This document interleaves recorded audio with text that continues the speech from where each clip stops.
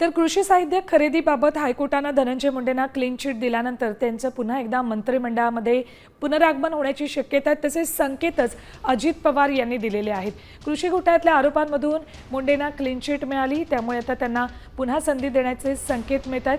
कोकाटेंबद्दलचा निर्णय मंगळवारी घेणार असं अजितदादा म्हणाले, त्यामुळे आता कोकाटे आउट आणि मुंडे इन असं घडणार का, अशी शक्यता वर्तवली जाते। जो कायदा हातात घेण्याचा प्रयत्न करेल त्याला योग्य ती कारवाई झाली पाहिजे, अशा प्रकारची आमची चर्चा झाली। इतर पण काही त्यांनी गोष्टी मला बोलून दाखवल्या।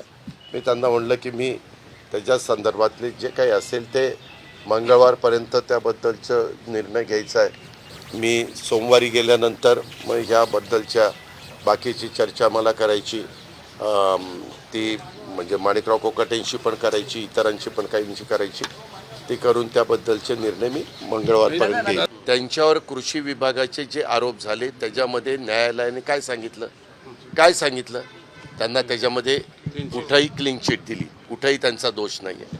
परंतु जी काही बदनामी व्हायची ती तर झाली। न्यायालयीन चौकशी चालू आहे, ती चौकशी झाल्यानंतर त्याबद्दलचे सगळं वस्तुस्थिती पुढे येईल आणि वस्तुस्थिती पुढे आली आणि हे अशाच पद्धतीनं त्याच्यामध्ये त्यांचा दुरान्वयी संबंध नसेल तर आम्ही त्यांना पुन्हा संधी देऊ।